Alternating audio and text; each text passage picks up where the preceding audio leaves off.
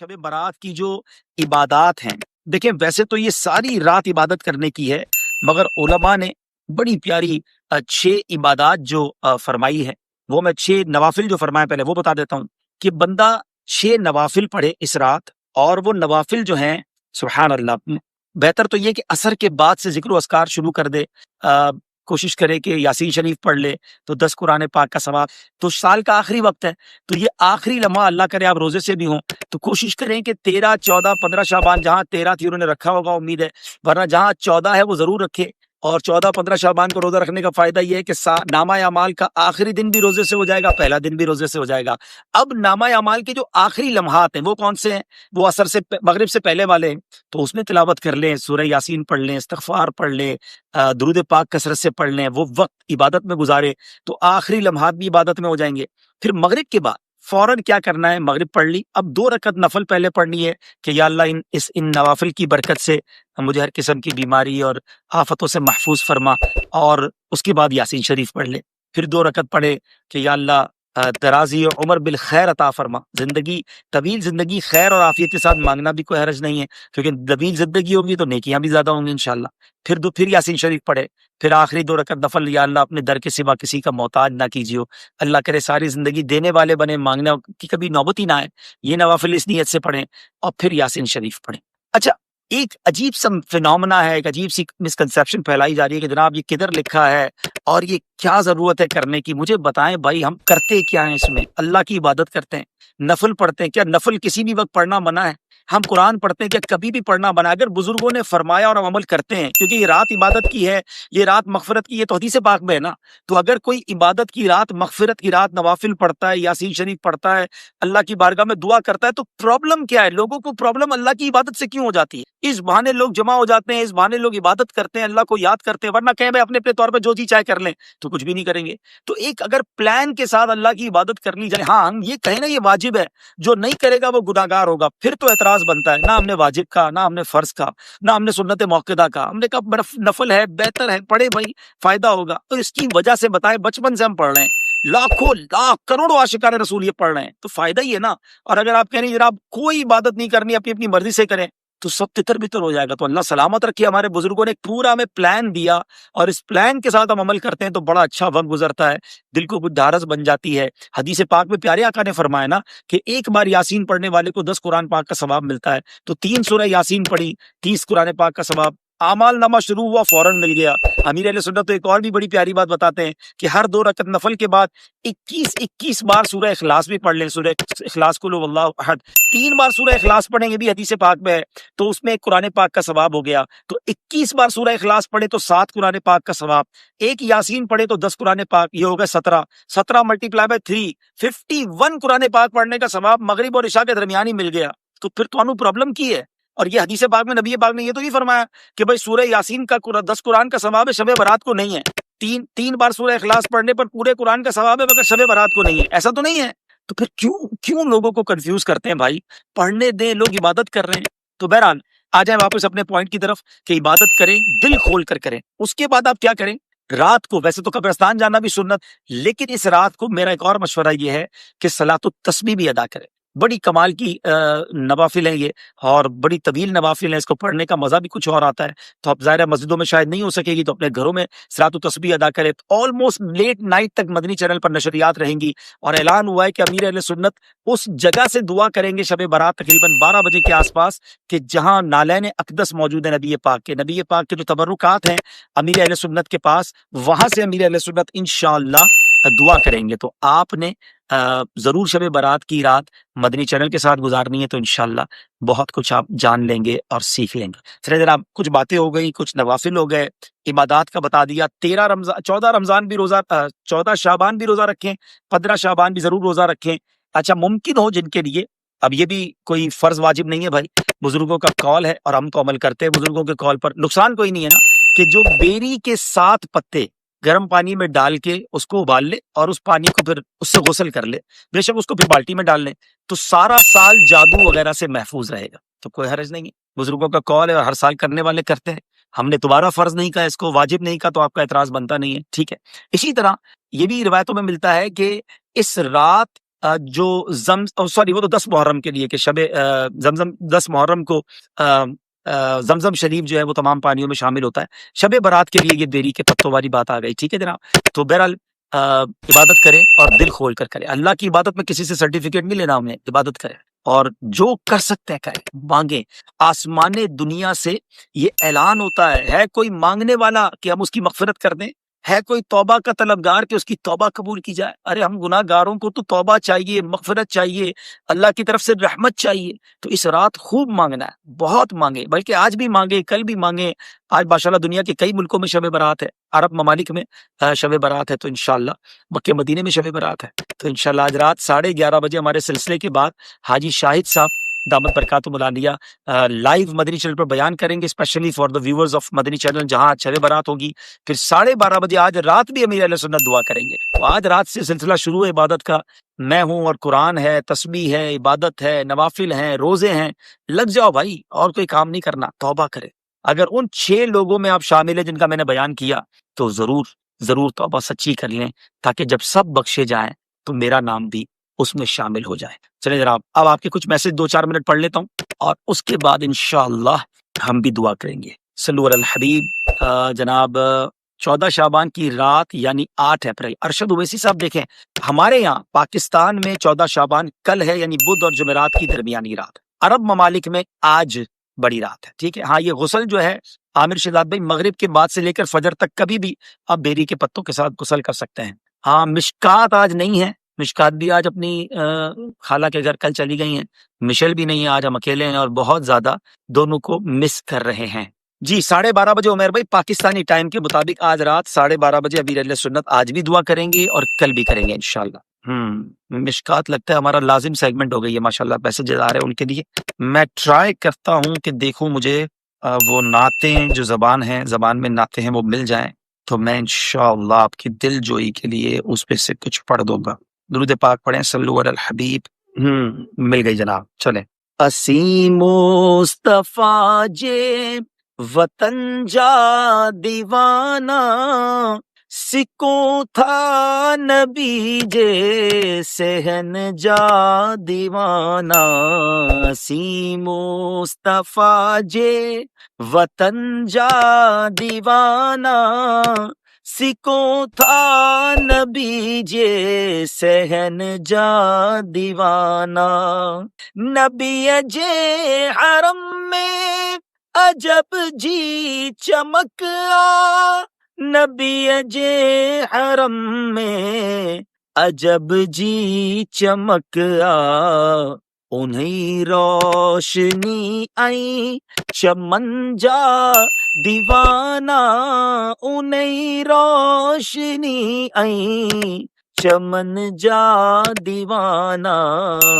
اسی مصطفیٰ جے وطن جا دیوانہ، سکوں تھا نبی جے سہن جا دیوانہ. صلو علی الحبیب صلی اللہ تعالی علیہ وسلم. چلے بھائی، سندھی نعت کی بہت ساری فرمائشیں آپ کرتے تھے، آج میں نے پڑھ دی ہے. اور اچھا، 7 پتے ایک بندے کے لیے ہے. میسج آیا تھا کہ 7، جی ہاں 7 پتے اسلامی بھائی کے لیے. ٹھیک ہے، ایک اسلامی بھائی کے 7 پتے. جتنے گھر کے افراد ہیں اتنے پتے ہیں، لیکن یہ پتے بھی کسی سے پوچھ کے توڑ رہے ہیں. پتہ چلا کسی کے گھر میں بیری کا درخت لگا اور پتے توڑ کے آ رہے ہیں، تو اجازت لے کے ایک اچھے کام کے لیے حقوق العباد تلف نہ کر لینا بھائی. آج رات بڑی جو ہے نا کروشل بھی ہے، کروشل ان سینس سینسٹیو ہے کہ آج رات فیصلے ہوں گے. اللہ تبارک و تعالی فرشتوں کو جو کام ہے وہ سونپے جاتے ہیں کہ اگلے سال کون کون دنیا سے جائیں گے، کون کون پیدا ہوں گے، کون کون حج کرے گا. آج تو مانگنا ہے نا کہ یا اللہ اس سال حج بھی لکھ دے، اس سال ہمیں سلامتی والی زندگی دینا، رزق میں اضافہ عطا کر دے. دعا کے اندر بھی جو ہے نا شب برات کی، اب ذرا سنیے گا، میں تھوڑا سا 1-2 جملے سناتا ہوں. اللہم یا ذا المن ولا یمن علی، یا ذا الجلال والاکرام، یا ذا الطول والانعام، لا الہ الا انت ظہر اللاجین وجار المستجیرین وامان الخائفین. اللہم ان کنت کتبتنی عندک فی ام الکتاب شقیا او محروما او مطرودا او مقترا علی فی الرزق. اب ذرا یہاں تک کا ترجمہ سنیے گا.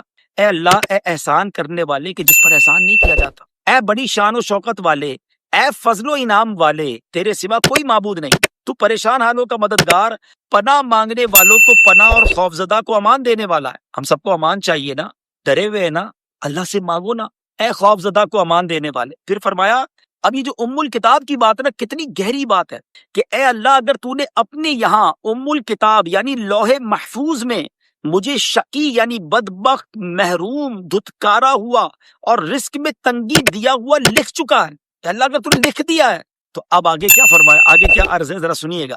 میں دوبارہ یہاں سے پڑھوں گا تاکہ آپ کو اب ترجمے کے ساتھ جب آپ سنیں گے نا تو ایمان تازہ ہوگا۔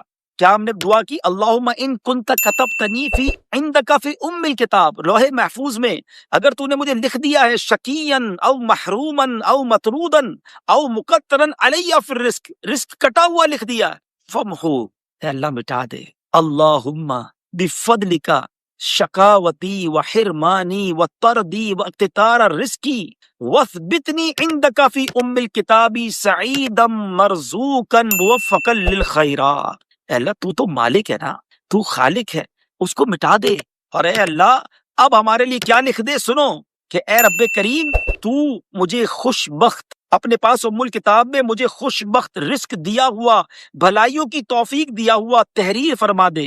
سبحان اللہ سبحان اللہ، بڑی کمال کی دعا۔ پھر آگے اے اللہ تو اپنے پیارے حبیب علیہ الصلوۃ والسلام کے صدقے لیلۃ الشعبان کی نصف رات جس میں تو خاص تجلی فرماتا ہے اس پہ ہم پر کرم فرما۔ لوگ بڑا ہمیں اچھا سمجھتے ہیں، نیک سمجھتے ہیں، کیا اللہ کی مہربانی ہے کہ اللہ نے میرے اور آپ کے عیب چھپائے ہیں، وہ جانتا ہے مگر پھر بھی چھپائے ہیں، وہ رب ہو کر چھپا رہا ہے، حالانکہ گناہ اس کے کیے ہیں، نافرمانی اس کی ہے، اور ہم بندے ہو کر کسی کا عیب پتہ چلے تو فوراً پھیلانے میں لگ جاتے ہیں، فوراً دوسروں کو بتانے میں لگ جاتے ہیں۔ نہیں میرے بیچ اسلام، یہ اسلام نہیں ہے۔ نرم ہو جائیں، لوگوں کے خیر خواہ ہو جائیں، صلح کروانے والے بنے، اچھا فیصلہ کرنے والے بنے، انصاف کرنے والے بنے، یہ شریعت چاہتی ہے، یہ اسلام کی خوبصورتی ہے۔ کسی کو فیور دے کر اگلے پہ ظلم کر دیں گے، یہاں تو چل جائے گا، یہاں لوگ نہیں بگاڑ سکتے۔ بعض اوقات کچھ لوگ اتنے پاورفل ہوتے ہیں کہ جن کا کوئی کچھ نہیں بگاڑ سکتا، مگر جس طرح میں نے شروع میں کہا کہ ایک دن آنا ہے جب مظلوم کا ہاتھ ہوگا، ظالم کا گریبان ہوگا، اور اللہ مظلوم کے ساتھ ہوگا۔ اللہ نے انصاف کرنا ہے، رب کریم ہے، وہ کسی کا حق ضائع نہیں فرمائے گا۔ آپ اعلیٰ حضرت امام اہل سنت کمال کی بات لکھتے ہیں، ڈر جانا چاہیے اس سے۔ آج لوگ کسی کی زمین رکھ لیتے ہیں، پیسے نہیں دیتے۔ سیدی اعلیٰ حضرت فرماتے ہیں جو کسی کے 3 پیسے، I am not talking about million rupees اور 10 ملین روپیز اور لاکھوں، ایک بڑا ہی شاندار اور ایمان افروز واقعہ جو نبی پاک صلی اللہ تعالیٰ علیہ وسلم کے دور میں پیش آیا، میرے آقا کا ہی زمانہ تھا، اور ایک کیس لایا گیا۔ یہ واقعہ جو نبی پاک کے دور میں پیش آیا، یہ بھی گویا ایک کیس تھا، ایک مقدمہ تھا۔ پیارے آقا علیہ الصلوۃ والسلام کے پاس ایک شخص کو لے کر 2 بندے آئے اور کہا حضور اس شخص نے ہمارا اونٹ چوری کیا ہے، کیمل جو ہے ہمارا اونٹ جو اس نے چوری کیا ہے، اور آپ ہمارا فیصلہ کیجئے۔ سرور کائنات صلی اللہ تعالیٰ علیہ وسلم نے اس سے پہلے کہ میرے آقا کچھ فرماتے، اسلامی عدالت میں فیصلہ کرنے کے لیے 2 گواہ چاہیے، چوری کا مال ہو وہ بھی موجود تھا، اور جس کو نامزد کیا تھا، جس کے اوپر یہ الزام تھا وہ بھی تھا۔ تو بہت کلیئر کیس نظر آ رہا تھا کہ شاید فیصلہ ہو جانا چاہیے تھا، مگر نبی پاک علیہ الصلوۃ والسلام تو دلوں کے حال بھی جانتے ہیں۔ آقا علیہ الصلوۃ والسلام نے اس شخص سے کہ بتاؤ یہ جو تمہارے اوپر الزام لگایا ہے اپنی صفائی میں کچھ کہنا چاہتے ہو؟ اس صحابی رسول نے کمال کی بات کر دی، وہ کہتے ہیں یا رسول اللہ صلی اللہ تعالیٰ علیہ وسلم مجھ سے نہ پوچھیں کہ سچ کیا ہے، آپ اس اونٹ سے پوچھ لیجئے کہ بتا اس کا مالک کون ہے۔ ان کو یہ پتا تھا کہ میں اس دربار میں حاضر ہوں کہ جو زمین پر کھڑے ہو کر چاند کو اشارہ کریں وہ 2 ٹکڑے ہو جاتا ہے، آقا پتھروں کو اشارہ کریں تو کلمہ پڑھنے لگ جاتے ہیں، درخت کو اشارہ کریں تو وہ زمین چیر کے آ جاتا ہے۔ تو نبی پاک تو سراپا معجزہ ہیں، تو صفائی دینے کی ضرورت ہی نہیں ہے، اونٹ سے ہی پوچھ لیجئے۔ سرور کائنات صلی اللہ تعالیٰ علیہ وسلم نے منع نہیں کیا، ڈینائی نہیں کیا کہ میں کیسے اونٹ سے بات کروں۔ اللہ کے حبیب وہ ہیں جو جانوروں کی بولیاں سمجھتے بھی ہیں اور آپ کے حکم سے جانور بولنا بھی شروع کر دیتے ہیں۔ نبی پاک نے فرمایا اے اونٹ بتا تیرا مالک کون ہے، ہو از یور اونر؟ وہ اونٹ کہتا ہے آپ اللہ کے رسول ہیں۔ پہلے تو اس نے نبی پاک کی گواہی دی، اور اس کے بعد وہ کہتا ہے حضور یہ دونوں جھوٹے ہیں، جس کو پکڑ کر لائے ہیں یہی میرا مالک ہے۔ پیارے آقا بہت خوش ہوئے، اس کی رہائی ہو گئی، وہ باعزت بری گویا ایک طرح سے ہو گیا، الزام سے بھی بری ہو گئے۔ اب نبی پاک نے بڑا کمال کا جملہ ارشاد فرمایا، سرور کائنات صلی اللہ تعالیٰ علیہ وسلم نے جو بات فرمائی وہ بڑی نرالی تھی کہ میرے آقا نے فرمایا کہ ایسا تیرا کون سا نیک عمل ہے جس کی وجہ سے تو اتنی بڑی ذلت و رسوائی سے بچ گیا؟ کیونکہ اس زمانے میں چور کے ہاتھ کاٹے جاتے تھے، اگر ہاتھ کٹ جاتے تو جدھر بھی جاتا چور کے نام سے پہچانا جاتا، لوگ سمجھ جاتے ہاتھ کٹے ہوئے ہیں۔ لیکن سوال بڑا نرالا ہے، تھوڑا ہے باریک نقطہ سمجھیے گا آقا اس امتی سے سوال کر رہے ہیں کہ تیرا کون سا نیک عمل ہے جس کی وجہ سے تو اتنی بڑی ذلت سے بچ گیا؟ حقیقت تو یہ ہے کہ کمال اور معجزہ تو نبی پاک نے دکھایا، مہربانی تو آقا نے کی تھی، اور پوچھ اپنے امتی سے رہے کہ تیرا کون سا نیک عمل ہے۔ یہ بھی ایک غلام پر شفقت کا انداز ہے نا۔ وہ شاعر لکھتے ہیں نا، آتا ہے فقیروں پہ انہیں پیار کچھ ایسا، خود بھیک دیں اور خود کہیں منگتا کا بھلا ہو۔ خود ہی کرم کیا اور خود ہی پوچھ رہے ہیں بتاؤ تیرا کون سا نیک عمل ہے۔ وہ کہتا ہے حضور اور کوئی نیک عمل تو یاد نہیں، ہاں میری زندگی میں یہ عمل ہے کہ میں آپ کی ذات پر کثرت سے درود پاک پڑھتا ہوں۔ میرے آقا نے کیا فرمایا؟ اے میرے امتی، حدیث پاک کا مضمون ہے، اسی طرح مجھ پر درود پاک پڑھتے رہا کرو، تم جس طرح دنیا میں ذلت سے بچ گئے ہو آخرت میں بھی ذلت سے بچ جاؤ۔ اب گویا یہ ہمیں فارمولا مل گیا، ہمیں یہ طریقہ مل گیا کہ اگر میں اور آپ چاہتے ہیں، کون ہے جو نہیں چاہتا کہ ہمیں دنیا اور آخرت میں سرخروئی ملے، یہاں بھی ذلت سے بچیں وہاں بھی بچیں، تو طریقہ یہی ہے کہ پیارے آقا صلی اللہ تعالیٰ علیہ وسلم پر کثرت سے درود پڑھتے رہیں۔ انشاءاللہ یہاں بھی کامیابی مقدر بنے گی، وہاں بھی کامیابی مقدر بنے گی۔ میں بھی نیت کروں اور آپ بھی نیت کریں کہ انشاءاللہ کثرت سے درود پاک پڑھیں گے۔ صلو علی الحبیب صلی اللہ تعالی علی محمد صلی اللہ علیہ وسلم۔ تو آج بات چل رہی تھی، جیسے شروع میں نے کہا کہ ایسے افراد ہیں اور موقع ملتا ہے زندگی میں انسان کو کہیں نہ کہیں جسٹیفیکیشن کا، انصاف کرنے کا، فریقین کی سن کر کوئی فیصلہ کرنے کا موقع ملتا ہے۔ تو آج چند باتیں اسی حوالے سے عرض کروں گا۔ قیامت کے دن جو ہے، جو گرمی ہوگی اس کے بارے میں آپ نے سنا ہوگا کہ 50,000 سال کا دن ہوگا، سورج 1.25 میل پر ہوگا اور لوگ اپنے ہی پسینے میں ڈبکیاں کھا رہے ہوں گے، پیاس سے برا حال ہوگا۔ اس دن کوئی سایہ نہیں ہوگا سوائے اللہ کے عرش کے سائے کے، یوم لا ظل الا ظلک، اللہ کے عرش کے سائے کے سوا کوئی سایہ نہیں ہوگا۔ تو اس دن کس کو سایہ ملے گا؟ 7 قسم کے لوگ نبی پاک نے بیان فرمائے۔ میں انشاءاللہ وہ حدیث بھی آج آپ کو سناؤں گا۔ یہ میرے بیان کا آج ٹاپک ہے کہ میں نے اور آپ نے آج یہ بھی چیک کر لینا ہے کہ قیامت کے دن عرش کا سایہ جن خوش نصیبوں کو ملے گا میں ان میں شامل ہوں کہ نہیں، اور اگر نہیں ہوں تو آج سے کوشش تو شروع کر دوں نا، آج سے وہ کام تو شروع کر دوں۔ اور جن لوگوں نے فیصلہ کرنا ہے، میں نے ٹاپک کیوں لیا کہ سرور کائنات صلی اللہ تعالیٰ علیہ وسلم نے فرمایا قیامت کے دن جب اللہ کے عرش کے سوا کوئی سایہ نہ ہوگا، حدیث پاک کا مضمون ہے 7 قسم کے لوگ ہوں گے، اس میں جو پہلا وہ شخص جس کو سایہ ملے گا نا وہ ہوگا عادل حکمران، عدل کرنے والا حکمران، صحیح فیصلہ کرنے والا، انصاف کرنے والا حکمران۔ خاندان کے بڑے، قبیلے کے بڑے یا اپنی کمیٹی وغیرہ کہیں نہ کہیں زندگی میں موقع ملتا ہے تو عدل کرنے والا انشاءاللہ قیامت کے دن اللہ کے عرش کے سائے میں ہوگا۔ اور اب ذرا سنیے کہ اسلام عدل کے بارے میں کیا کہتا ہے۔ سبحان اللہ، ایک بار مولا علی کرم اللہ تعالیٰ وجہ الکریم، ان کا مرتبہ کون نہیں جانتا، شیر خدا ہیں، اور جس وقت امیر المومنین تھے آپ، ہیڈ آف دا اسٹیٹ، اس پوری مملکت کے سب سے بڑے عہدے پر آپ تھے، ٹھیک ہے نا۔ آپ نے ایک بار جنگ صفین کے لیے روانہ ہوئے تو آپ کی زرہ وہ جنگی لباس ہوتا تھا، آج کل بلٹ پروف جیکٹ ہوتا ہے، پہلے وہ لوہے کا پورا لباس ہوتا تھا، وہ آپ کا کہیں گر گیا۔ جب جنگ ختم ہونے کے بعد آپ کوفہ واپس آئے تو آپ نے وہی زرہ ایک یہودی کے پاس دیکھی بازار میں، اس کی دکان پر، تو آپ نے زرہ پہچان کر یہودی سے کہا یہ تو میری ہے، تمہارے پاس کیسے آ گئی؟ میں نے نہ کسی کو فروخت کی ہے نہ کسی کو تحفہ دیا ہے، تمہارے پاس کیسے پہنچ گئی؟ وہ کہتے ہیں تو میری ہے، میرے قبضے میں اور میری ہے۔ تو آپ نے فرمایا چلو قاضی کے پاس چلتے ہیں۔ آرڈر نہیں دیا کہ میں ہیڈ آف دا اسٹیٹ ہوں، امیر المومنین ہوں، یہ زرہ میری ہے، چھین لیتے۔ فوجی کو کہتے، اپنے سپاہی کو کہتے مارو اس کو 2 تھپڑ اور نکال لو، نہیں کہ چلو فیصلہ کرواتے ہیں۔ امیر المومنین اس یہودی کو لے کر جاتے ہیں قاضی شریح کے پاس۔ اچھا، قاضی شریح مسلمان ہیں، ظاہر امیر المومنین کے انڈر میں ہیں، لیکن قاضی کا ایک مقام ہوتا ہے، وہ کسی بھی اسٹیٹ پر اگر کوئی دنیا کا بڑا افسر بھی آ جائے تو اب اس کے نزدیک یہ دونوں برابر ہیں۔ تو قاضی شریح جس کو اپوائنٹ مولا علی نے کیا، جو نومینیشن ہوئی ہے وہ مولا علی کرم اللہ تعالیٰ وجہ الکریم کی طرف سے ہوئی ہے، مگر اب یہ عجیب و غریب ڈیسیشن ہو گیا کہ امیر المومنین ایک یہودی کو، غیر مسلم کو لے کر آئے اور کہا کہ ہمارا فیصلہ کیجئے، میں کہتا ہوں کہ میری یہ ذرہ، یہ کہتا ہے اس کی ہے۔ تو قاضی نے کہا کہ امیر المومنین بتائیے کہ آپ کے پاس کوئی گواہ ہے، آپ کا دعویٰ ہے کہ یہ آپ کی ہے، یو ہیو اینی وٹنس؟ تو آپ نے کہا ہاں، میرا بیٹا امام حسن اور میرا غلام، اس کا نام کمبر، یہ دونوں گواہی دیں گے۔ تو قاضی شریح کہتے ہیں کہ باپ کے حق میں بیٹے کی گواہی معتبر نہیں ہے، آپ امیر المومنین ضرور ہیں، اور گواہی دینے والا کون؟ امام حسن، مرتبہ جنتی نوجوانوں کے سردار۔ مولا علی کون ہے کہ آقا علیہ الصلوۃ والسلام فرمائے میں علم کا شہر ہوں، علی اس کا دروازہ ہے، مگر اتنا بڑا جو ہے وہ مقام ہونے کے باوجود قاضی کیا کہہ رہا ہے کہ حضور بیٹے کی گواہی نہیں چلے گی۔ اب قاضی نے کیا کیا؟ اس یہودی کے حق میں فیصلہ دے دیا کہ due to lack of witness, گواہ موجود نہیں ہیں، اس لیے قانون کی روح سے یہ ذرا تمہاری ہے، مولا علی کے حق میں فیصلہ نہیں دیا۔ مگر اس اسلامی فیصلے کا حال کیا ہوا، اس کا رزلٹ کیا آیا؟ وہ یہودی کہتا ہے کہ آپ امیر المومنین ہیں، آپ ہی مجھے قاضی کے پاس لے کر آئے، قاضی بھی مسلمان ہے، مگر چونکہ گواہ نہیں تھا، قانون کے مطابق اس نے میرے حق میں فیصلہ دیا۔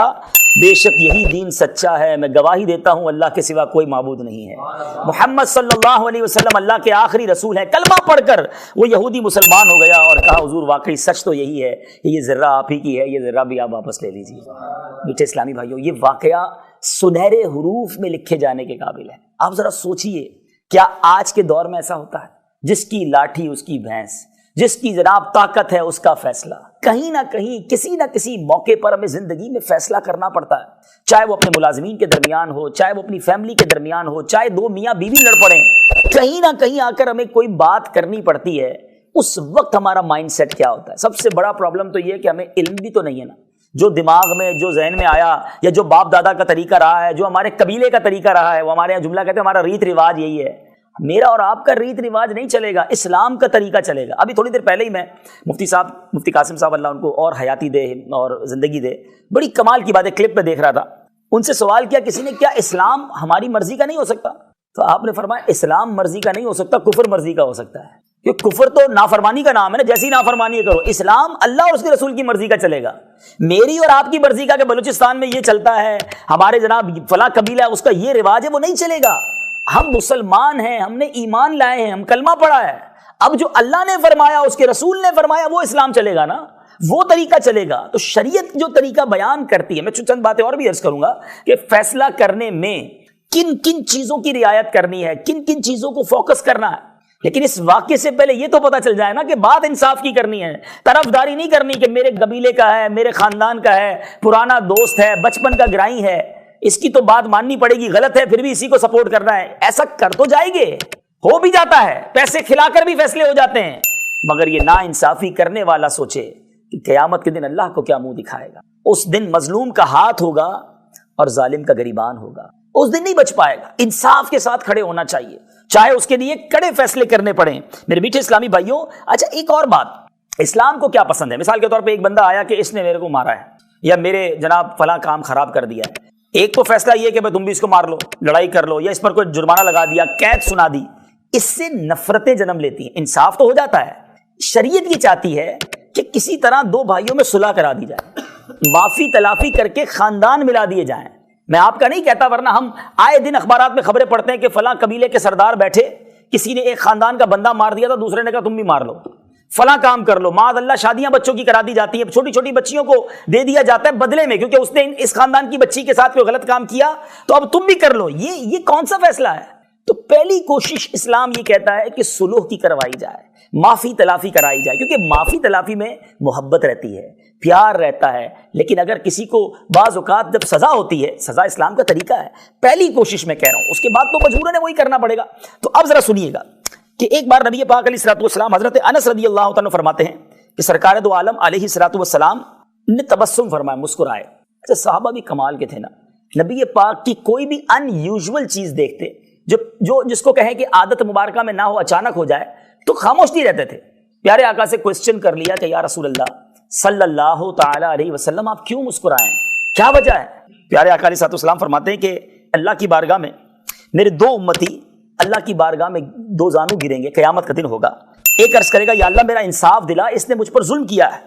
اللہ دعویٰ کرنے والے سے فرمائے گا کہ کیا کرے، اس کے اوپر تو پاس کوئی نیکی بھی نہیں ہے، کیونکہ اس زمانے میں پیسے تو نہیں ہوں گے نا کہ قیامت کے دن کسی کے پیسے کھائے ہوں گے تو ہم اپنے جیب سے نکال کے دے دیں گے، پیسے تو کسی کے پاس نہیں ہوں گے۔ ظلم کیا ہے تو اس کے بدلے نیکیاں دینی پڑیں گی۔ تو اللہ فرمائے گا کہ اس بندے کے پاس تو نیکی بھی نہیں ہے، وہ تجھے کیا دے؟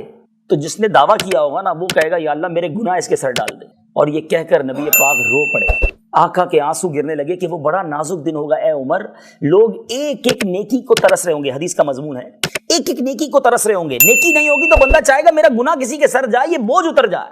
قیامت کے دن کی ہولناکی سے اس لیے ڈریں کہ ماں ہے نا، اس پوری کائنات میں سب سے زیادہ مجھ پر اور آپ پر مہربان کوئی ہے تو وہ میری ماں ہے، آپ کی ماں ہے۔ ماں سے زیادہ بچے سے کوئی پیار نہیں کرتا. ماں بھوکی رہ جائے گی بچے کو کھلائے گی, ماں سردی اٹھا لے گی بچے کو گرمی پہنچائے گی, لیکن قیامت کا دن ایسا نفسا نفسی کا ہوگا.